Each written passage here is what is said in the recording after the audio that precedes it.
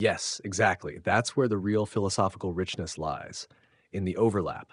Kafka's existential dread and the little prince's childlike wonder aren't mutually exclusive. They both reflect different aspects of human experience. It's when we start to see the intersections, the points where they converge, that axioms come into play. Axioms are those deep rooted truths that exist beneath the surface of both perspectives, like unseen pillars supporting our worldviews. Let's dig deeper into this idea and reflect on how these two seemingly opposing perspectives overlap and form the foundation of certain axioms. I'll create another internal monologue to explore how these frameworks fit together. Internal monologue: the overlap of Kafka and the Little Prince, where axioms arise. I've always thought of Kafka and the Little Prince as two sides of the same coin. One whispers that life is an oppressive machine, and the other invites me to see beauty and simplicity. But the truth lies somewhere in between, where they overlap, in the silent middle ground where contradictions become complementary. It's not as if Kafka's existential dread is false. He's not wrong to describe the world as a labyrinth. We feel the weight of it daily.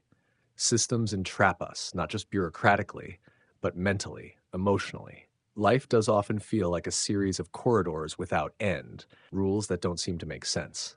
That's not a delusion, it's real. Yet, at the same time, the little prince isn't wrong either. His world is just as true. Sunsets are beautiful, roses are meaningful, and it is essential to see with the heart, because logic and reason alone can't make sense of the labyrinth.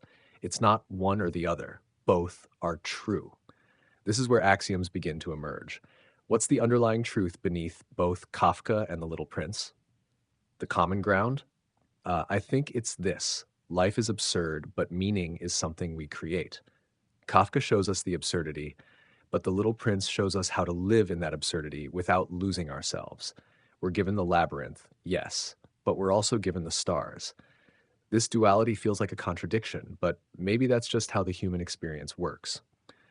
On one hand, we can acknowledge that life is often overwhelming and senseless. Kafka points this out relentlessly. But on the other hand, we are also capable of finding joy in the small, meaningful connections, the ones that don't follow any grand logic or system, but simply are, like the little prince's love for his rose.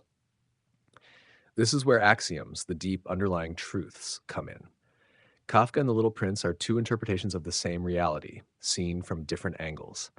The axiom that binds them could be something like, life is inherently chaotic, but the meaning we seek can only be created through personal connections and perception. The labyrinth can be navigated, but not by escaping it or solving it as a puzzle. Rather, by choosing what we focus on inside it, the roses and the sunsets that make the experience meaningful despite the confusion. There's a certain freedom in this, isn't there? It doesn't deny the weight of Kafka's world, nor does it naively float above it. It walks through the labyrinth, eyes wide open, choosing to notice the beauty in small things, even as the corridors stretch out endlessly. It makes me think maybe life isn't about trying to escape the absurdity, but about making the absurdity bearable by seeing it differently. That's an axiom, too. Not an optimistic delusion, but a deeper, more honest truth. Life is both unbearably heavy and unbelievably light. Kafka might say that we're doomed to live in an indifferent universe, but the Little Prince would gently remind us that even in that indifference, we have the power to care for what's important to us, to create meaning, however small. This tension between weight and wonder is where life happens. Kafka's corridors feel endless because they are designed to reflect our fear of meaninglessness. But what if meaninglessness isn't something to be feared? What if it's something to be confronted, recognized, even embraced? After all, the little prince sees no contradiction in knowing that his rose is one of many, and yet, to him, it is uniquely important. The axiom is, meaning is personal, not universal. And that's the key, isn't it? Kafka shows us that the universe won't give us meaning, the systems won't, the bureaucracy won't, the corridors stretch on without explanation. But the Little Prince shows us that meaning doesn't have to come from those systems. It comes from the care we give to the things we love. It's something we build ourselves, moment by moment.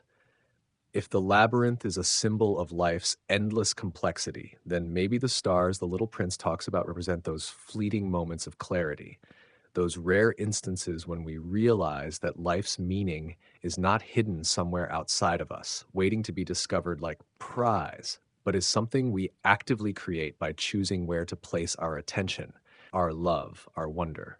The overlap of Kafka and The Little Prince doesn't have to be a contradiction. It's the very space where we realize that, yes, life is absurd, but that doesn't stop us from assigning meaning to it.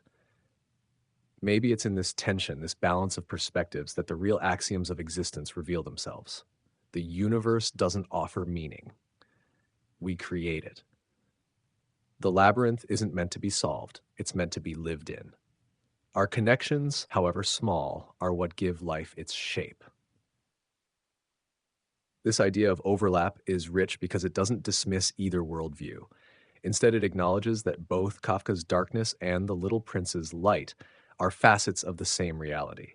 The key is in recognizing that the world's meaninglessness doesn't negate our personal capacity to give meaning. It's in the tension, the overlap, where the real truths, the axioms, emerge. We can live in the labyrinth without being crushed by it, as long as we remember to keep looking up at the stars.